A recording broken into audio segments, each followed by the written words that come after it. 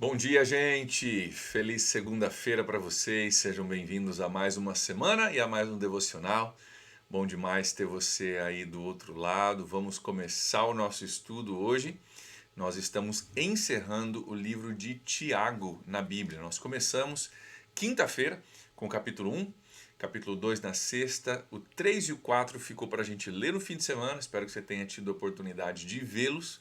E hoje nós vamos concluir com o capítulo 5 de Tiago, é o último capítulo dessa carta curta, né? Mas que tem tanta coisa aqui que a gente já tem falado, tanta coisa que a gente tem aprendido, que vale a pena ler e reler essa carta tão importante. Nós vamos continuar amanhã já com 1 Pedro, tem 2 Pedro, vamos para 1 João e provavelmente vamos encerrar o nosso tempo de devocional diário no dia 17. No dia 17 de dezembro, sexta-feira, a gente encerra. Sábado não temos devocional diário. 19, domingo, é o último culto, culto de Natal. E aí a gente vai ter uma folga no domingo, dia 26, para que você possa estar com a sua família, você possa receber pessoas em casa, né, e viver o Evangelho diante daqueles que estão na sua casa, daqueles que vão passar o fim de ano contigo. E a gente volta os cultos, né, dia 2 de janeiro para o lançamento do ano. A agenda da PIB para dezembro e comecinho de janeiro já está disponível nas nossas redes sociais. Se você não prestou atenção, para lá e pega para você ver algumas coisas que estão acontecendo aí na nossa igreja. Mas hoje nós estamos em Tiago, capítulo 5. Se você tiver uma Bíblia, abra sua Bíblia lá comigo. Quero ler algumas porções desse capítulo e quero também orar com você antes da gente concluir. Lembrando que hoje é segunda, minha folga, então eu não estou ao vivo, tá? É previamente gravado para que a gente possa ter o nosso estudo, continuar o nosso tempo juntos. Então, se você está entrando aí, um bom dia para você. Obrigado pela sua companhia, obrigado por estar aqui junto comigo, mas mais do que comigo, você está junto da palavra de Deus, aprendendo mais. A gente está buscando aprender, entender e aplicar as nossas vidas à palavra de Deus. Eu quero começar fazendo um resumo bem rápido dos capítulos 3 e 4, porque o que vai ser tratado no capítulo 5, o que Tiago trata no capítulo 5, ele, na verdade, começa no capítulo 4, tá? Então, quero fazer uma recapitulação. E por falar em recapitular, vamos lembrar, Tiago é irmão de Jesus. Irmão de Jesus, nascido na mesma casa, passou os seus anos aí de vida próximos de Jesus, se torna não somente um seguidor de Jesus, que é uma prova gigantesca de que Jesus é de fato quem ele disse ser, ele se torna o líder da igreja em Jerusalém, do grupo de pessoas que seguiam Jesus em Jerusalém, ok? E ele também, isso é um fato muito interessante, ele é martirizado, ou seja, matam ele por causa do evangelho, por causa da sua fé, pouco tempo depois dele escrever esse livro. Então, ele tanto cria em Jesus, a gente falou sobre isso, o capítulo 1 fala do Senhor Jesus Cristo, ele chama o seu irmão de Senhor Jesus Cristo, ele entende quem era, que não era só o irmão dele, cara, tinha algo, tem algo de especial, de sobrenatural em Jesus. Então, Tiago, ele perde a sua vida. Logo depois de escrever esse livro, entregando a sua vida à morte por não negar, por não abrir mão da sua fé em Jesus Cristo. E ele fala nesse livro todo, ele traz várias advertências. Ele tem, na verdade, 12 advertências que aparecem no livro, a gente não olhou cada uma delas. Mas advertências para que o povo seguidor de Jesus em Jerusalém, e nós hoje, que a gente não caia numa religiosidade que se esfria com o tempo. Ele 12 vezes ele chama para um cristianismo comprometido, para um cristianismo onde a nossa fé, aquilo que a gente professa e diz que a gente crê, de fato se traduz nas nossas vidas. Ele chama para integração, integralidade. Cara, que a sua fé faça a diferença na sua vida. Se não está fazendo, aí ele argumenta que a gente olhou na sexta-feira, sua fé talvez seja morta. Né? A sua fé, se não tiver obras, talvez a sua fé seja morta. Não é que você precisa fazer obras para ser salvo, não é isso. Mas se você é salvo, vai ter obras naturalmente. Então, é muito interessante o que ele diz aqui. No capítulo 3, que a gente olhou no sábado, ele fala sobre o domínio sobre a língua. Né? Ele fala algumas coisas aqui, eu não vou ler tudo, mas ele fala algumas coisas muito contundentes aqui. Olha só o versículo 6. Assim também a língua é como fogo, é um mundo de iniquidade, colocado entre os membros do nosso corpo, contamina a pessoa por inteiro, incendeia todo o curso da sua vida, sendo ela mesma incendiada pelo inferno. o cara não poupa palavras para falar do efeito negativo de uma língua que não é controlada por Jesus. E ele está aplicando aqui, cara. Você diz que você segue Jesus, você é cristão, cara. Essa tua fé ela tem que afetar, inclusive, a sua fala. Não dá para você, com os seus lábios, louvar a Deus num domingo à noite e amaldiçoar uma pessoa ou falar mal de uma pessoa na segunda de manhã. Cara, tá inconsistente, tem que ser trabalhado isso. Ele nos chama para um cristianismo que de fato traduz, demonstra uma transformação interna.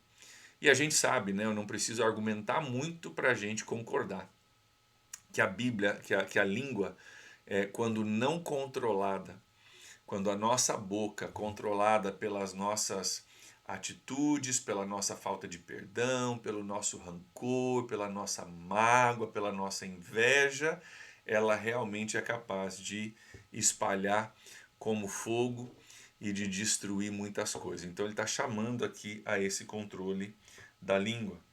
Ele continua no capítulo 3 falando um pouquinho sobre a sabedoria. Né? A verdadeira sabedoria que vem do céu e não a sabedoria que é a sabedoria dos homens, que tem mais a ver com tirar vantagem para si próprio do que de servir a Deus. Ele chama para a verdadeira sabedoria. E no capítulo 4, ele começa o capítulo 4 falando sobre submissão a Deus. É ali que aparece o famoso versículo, que inclusive a gente tem citado recentemente, versículo 7 do capítulo 4. Portanto, submetam-se a Deus, resistam ao diabo e ele fugirá de vocês. Então ele diz, cara, você precisa começar tudo, submissão a Deus. Você precisa estar submisso a Deus. Para você ter alguma autoridade, você precisa estar debaixo de autoridade. Então submeta-se a Deus. E ele chama aqui no capítulo 4 para uma humildade de entender, cara, eu preciso de Deus, eu preciso da ajuda de Deus, eu sozinho não sou nada, eu sozinho não dou conta, eu não vou utilizar Deus somente para o meu benefício como se Deus fosse uma ferramenta, né? Tem gente que usa Deus como se fosse uma ferramenta. Cara, quando eu preciso eu pego, uso para facilitar lá o que eu preciso fazer, e quando eu não preciso mais eu deixo de lado a minha ferramenta e sigo a minha vida sozinho. Deus existe para me servir, né? Quando eu quero, quando eu preciso. Quando eu não quero, eu deixo de lado. Cara, ele diz, não. Humilhe-se, busque a Deus, submeta-se a Deus, coloque-se no seu lugar. Coloque-se no seu lugar. E aí você vai começar a entender algumas coisas a respeito da vida. E ele transiciona dessa palavra de submissão imediatamente para dentro da incerteza que os planos humanos podem gerar. Né? A gente faz planos, mas quem realmente manda nas nossas vidas e né, no universo é Deus. E ele fala sobre isso do versículo 13 em diante. Então ele fala, por exemplo, né? Você sai falando, hoje eu vou fechar um negócio, ano que vem eu vou viajar, vou fazer o quê? Vou comprar minha casa, vou fazer um monte de coisa. Ele diz, cara, vocês nem sabem, versículo 14, vocês nem sabem o que lhes acontecerá amanhã. O que é a sua vida? Vocês são como a neblina que aparece por um pouco de tempo e depois se dissipa. E a gente precisa lembrar a respeito disso. do quanto a nossa vida é passageira e quanto as coisas mudam com rapidez. O Ed tem uma frase que eu tenho copiado dele, acho que é uma frase que ilustra muita coisa. Ele diz assim: há 150 anos atrás a gente estava andando a cavalo no escuro. Há 150 anos atrás nós estávamos andando a cavalo no escuro. Por quê? Porque não tinha rede elétrica ainda, nas casas não tinha eletricidade, nas ruas não tinha eletricidade. E ainda não havia sido propagado o uso do carro. O carro estava bem naquela época sendo inventado, ou seja, a gente andava a cavalo no escuro. Gente, há 150 anos atrás, isso historicamente falando é ontem. É ontem. Eu estive no Egito vendo pirâmides que tem 4.000 anos. Nós estamos falando de 150 anos atrás. É ontem. Então, o que o autor está nos lembrando aqui? Cara, nossa vida não dura nem 150 anos. Se durar metade disso, você já está no lucro. Já está bem. Se tiver 75 anos, cara, glória a Deus por isso já, né? Então, ele está dizendo, cara, a nossa vida é muito passageira. Cuidado para você não ficar construindo a sua vida achando que você vai viver para sempre. Está conectado ao submeta-se a Deus, tenha um pouco de humildade, busque a Deus, né? Ele diz, na verdade, que você deveria dizer, cara, se Deus quiser, no domingo que vem eu vou estar na igreja, se Deus quiser. Por quê? Porque, cara, eu não mando em nada, eu não faço chover, né? Eu não faço chover. Então, ele começa trabalhando a humildade, começa falando dos nossos planos, que a gente pode até fazer planos, mas a gente não manda nas coisas. E aí, no capítulo 5, que é o nosso capítulo de hoje, ele entra falando algumas coisas que, se a gente não entender, a gente acha que ele é contra você ter riquezas. Olha o que diz o versículo 1. Ouçam agora vocês ricos, chorem e lamentem-se, tendo em vista a desgraça que lhes sobrevirá. Você pensa, meu Deus, é pecado ser rico? Vamos continuar lendo. A riqueza de vocês apodreceu e as traças corroeram suas roupas. O ouro e a prata de vocês enferrujaram, a ferrugem deles testemunhará contra vocês, como fogo lhes devorará a carne. Vocês acumularam bens nesses últimos dias, mas está aqui o problema que ele tem com o rico. Não é por ele ser rico, tá? Rei Davi era muito rico, Salomão era muito rico, Abraão era muito rico, tinha muita gente que amava a Deus, que são nossos heróis da fé, que tinha muita riqueza. Então, ser rico não é problema. Qual que é o problema dele aqui? Olha o versículo 4. Vejam o salário dos trabalhadores que ceifaram os seus campos, a turma que trabalhou no seu campo, fazendeiro, e que vocês retiveram o salário com fraude. Esse salário está clamando contra vocês. O lamento do ceifeiro chegou aos ouvidos do Senhor dos Exércitos. Vocês viveram luxuosamente na terra, desfrutando os prazeres e fartaram-se da comida em dia de abate. Vocês têm condenado e matado o justo, sem que ele ofereça resistência. Qual que é o problema dele aqui? Com riqueza? Não. Ele está falando contra os ricos que oprimem os pobres. Os ricos que o cara vai lá e trabalha colhendo na fazenda do cara, hoje a gente poderia dizer produzindo na fábrica do cara, gerenciando a empresa do cara, e o cara não somente não paga o salário, mas diz que retém o salário com fraude. Então o cara faz uma fraude para não pagar o seu trabalhador, mas ele recebeu o lucro da colheita. Ou seja, por isso que ele está vivendo, versículo 5, luxuosamente. Por quê? Porque ele recebeu o trabalho da pessoa, foi fraudulento e não pagou. E aí ele diz, cara, esse seu dinheiro vai queimar junto contigo.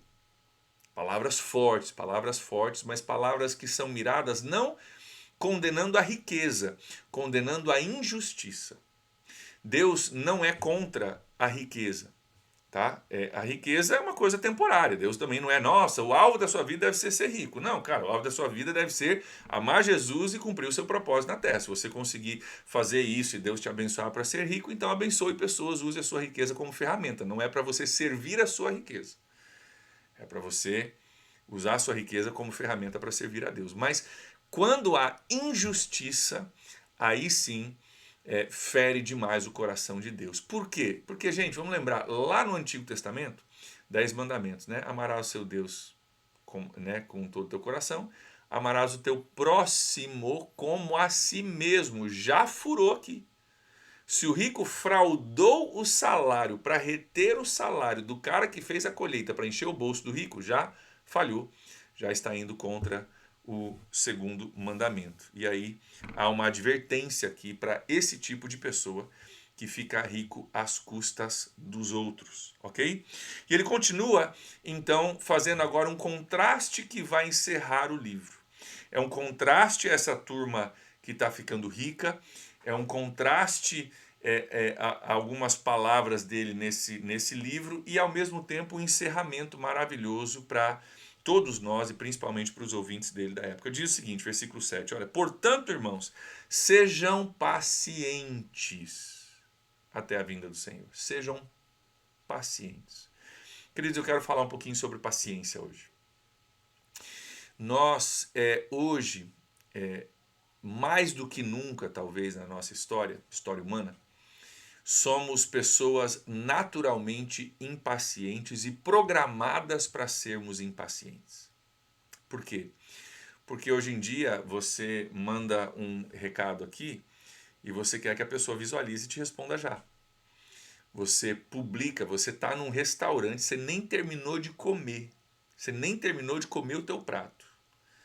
Se você postar uma foto no teu perfil de rede social, antes de você pagar a conta, já tem, dependendo, né, do teu perfil, de quantas pessoas te seguem, centenas de pessoas que curtiram e comentaram o teu prato, que você nem terminou de comer ainda. Então nós somos pessoas muito impacientes por causa da vida, da cultura em que a gente vive. Quantos aqui já ficaram, como eu, em frente ao micro-ondas, pensando por que demora tanto para esquentar meu pedaço de pizza, quando na verdade eu demoro 30 segundos para esquentar o meu pedaço de pizza? Quem lembra da época antes de micro-ondas, eu lembro, lembra que, cara, dava muito mais trabalho, muito mais tempo você esquentar a comida antes do micro-ondas. E hoje, mesmo assim, com 30 segundos, com 1 minuto, com 2 minutos, a gente fica impaciente, né? É o mundo que a gente vive. As coisas acontecem muito rápida no nosso mundo. Estou dizendo que seja errada, é a realidade. Só que, às vezes, a gente traduz isso, a gente traz isso para a nossa vida com Deus. A gente traz isso para a nossa caminhada com Jesus e a gente pode acabar se frustrando porque, cara, eu tentei vencer o meu pecado faz 30 segundos e eu não consigo. E a gente se esquece de que a transformação de vida, o desenvolvimento de caráter, o desenvolvimento de uma vida com Deus, ela passa por um processo. E esse processo demanda o que diz o versículo 7. Paciência. Paciência, fidelidade, permanecer. Talvez vamos aplicar aqui algumas coisas, né? Você está vindo na igreja há 2 meses. E você diz, eu ainda não sei orar. Estou atrasado. Eu não sei orar, eu tenho vergonha de orar em público. Calma, calma. Vai para o secreto, vai você com Deus e fala com Deus. Começa a orar no secreto. Você com Deus. E à medida que você for se acostumando com isso e for se acostumando com a presença de Deus e cultivando um relacionamento mais íntimo com Deus, logo, logo, você vai poder orar em público e não vai ter que ter vergonha e nem medo disso. Se você sente vergonha e medo disso, saiba que todos nós um dia sentimos vergonha e medo disso também. Mas nós passamos por esse processo, nós amadurecemos, nós crescemos e assim por diante. É o que ele diz aqui, tenham paciência. Olha que interessante a analogia que ele dá, que eu acho que é fantástica. Ele diz assim, versículo 7, veja como o agricultor aguarda para que a terra produza a preciosa colheita e como espera com paciência até virem as chuvas de outono e de primavera. Ou seja, ele coloca a semente ali, ele sabe, cara, não vai brotar da noite para o dia e principalmente não vai dar frutos da noite para o dia. Eu preciso ter paciência, calma, desacelera um pouquinho, seja fiel, dê tempo ao tempo.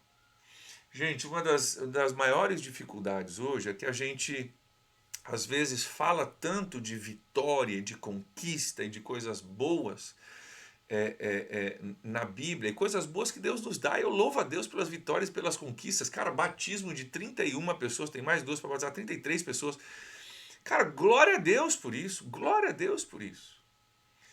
Mas, por favor, entenda que esse número de pessoas que a gente teve no batismo ontem, tanto batizando quanto celebrando o batismo, estando fora, aplaudindo, louvando, isso vem fruto, gente, de um trabalho que só de tempo que eu estou à frente da igreja já vai para quase 8 anos. E antes disso, pastores que me antecederam trabalharam muito mais arduamente antes disso. Você entende? Às vezes a gente olha para uma situação e a gente fala, meu Deus, eu queria ser como aquela pessoa. Olha o que ela tem, olha o que ela faz, olha como ela pode. Cara, você não sabe da trajetória dessa pessoa, do processo. A gente olha muito para o resultado e a gente diz, eu queria ter aquele resultado. Gente, existe um processo que nos leva ao resultado. A pessoa fala, eu queria poder explicar a Bíblia igual o pastor André explica. Amém, que Deus te abençoe para explicar melhor do que eu explico, tá? Em nome de Jesus. Mas, gente, eu venho de um processo de ser criado dentro da igreja, de ter feito formação teológica, terminei uma, fiz outra, aprendendo ainda hoje, lendo ainda hoje. É um processo. Se dê a paciência de você lançar a semente, espera a colheita. Aguarde com paciência, não desista do processo. Por que eu estou falando isso? Porque às vezes a gente acha assim, na minha vida não deu certo. Dá certo para todo mundo, mas para mim não dá certo. Por quê? Porque a gente vê às vezes o resultado dos outros, a gente não vê o processo.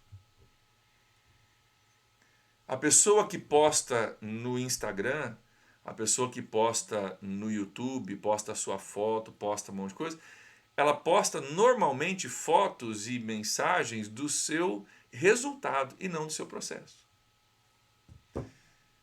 Quando um bebê nasce, olha que analogia perfeita.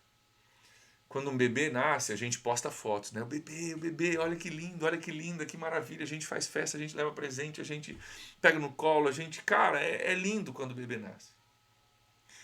Só que quantos sabem que 9 meses antes desse bebê nascer, e durante os últimos 9 meses, escondido da vista de todo mundo, onde ninguém via, né? A gente vê o reflexo na barriga da mãe, mas a gente não vê o bebê. Onde ninguém via, tinha um processo de crescimento, de amadurecimento, de especialização, de uma célula, né, que migra com outra e que daqui a pouco se divide, vai se dividindo, e a célula que era uma coisa só, agora se divide em células de dedo, célula de cérebro, célula de pâncreas, célula de dedão do pé, e vão se especializando e vai trabalhando.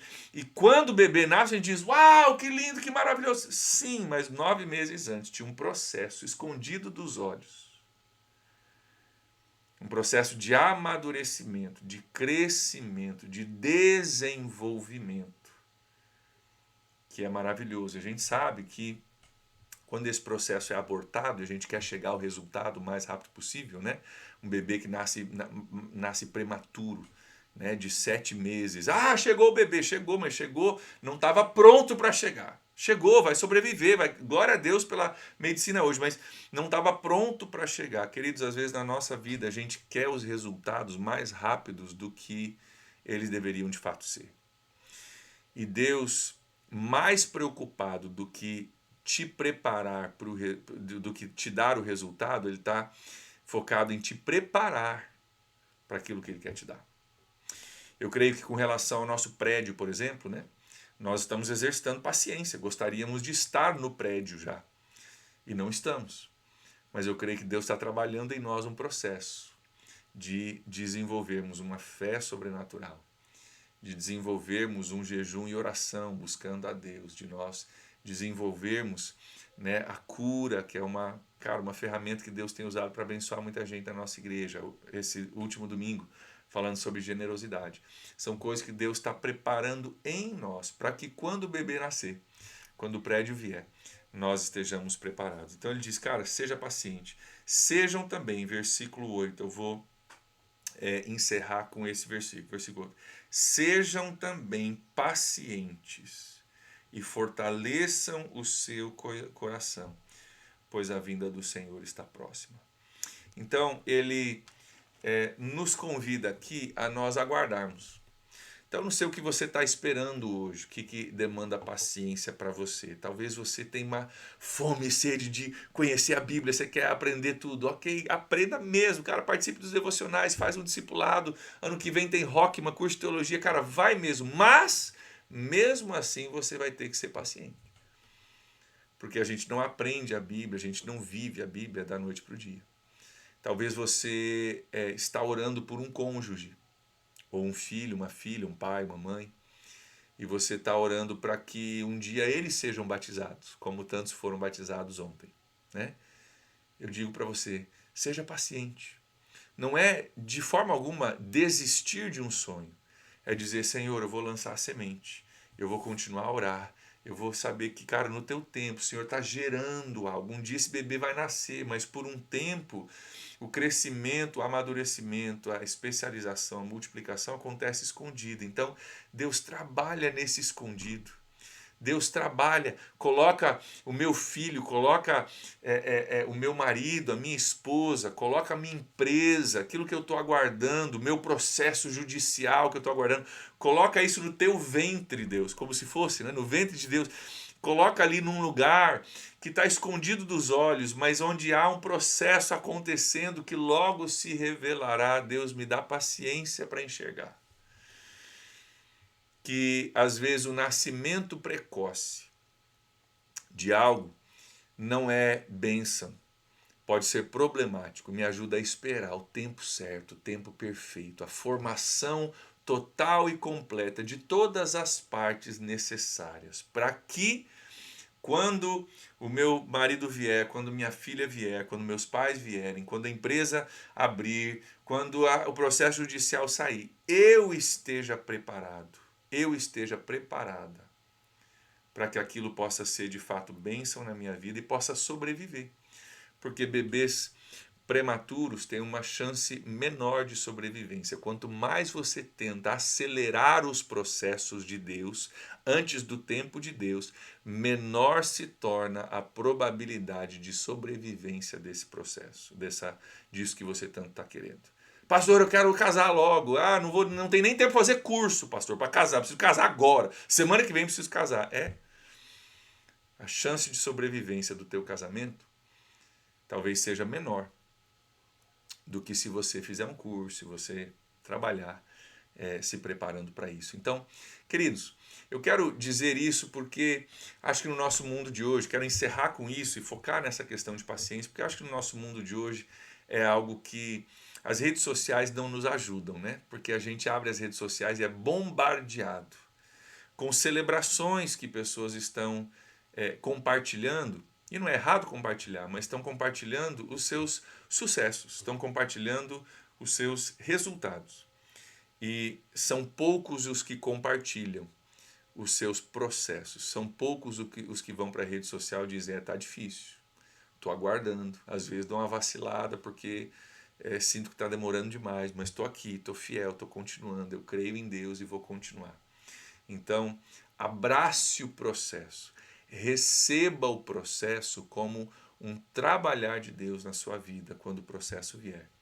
E saiba que o nosso Deus, que é o autor da vida, sabe quando dar vida para aquilo que você está procurando, sabe quando o processo de gestação termina e chega a hora de nascer. Aliás, tem um outro detalhe muito importante que eu tenho compartilhado com algumas pessoas que estão caminhando comigo mais perto em oração. Lembre-se que antes de nascer, tem as dores do parto. E às vezes a gente está passando pelas dores do parto. E a gente só fala da dor, só fala da dor, só fala da dor. Mas posso te falar? As dores do parto são os precursores, a nova vida e aquilo que Deus está querendo gerar e trazer à vida através de nós. Então não desista, continue, permaneça. Se você precisar, leia e releia Tiago capítulo 5 e eu quero orar por você hoje, tá bom? Eu não vou poder ver o seu pedido porque isso foi previamente gravado, mas quero orar por você. Você pode listar o seu pedido aí para os seus irmãos poderem orar junto comigo intercederem pela sua vida. Amanhã estamos de volta com Pedro, eu acho, 1 Pedro. Tá? Então aguardo vocês amanhã para mais um devocional, mas vamos orar juntos. Pai, te agradecemos nessa manhã, Senhor, porque o nosso coração pode descansar sabendo que o Senhor sabe o que é melhor para nós e o teu tempo é perfeito. Reconhecemos que o teu tempo não é sempre o nosso tempo, de verdade não é.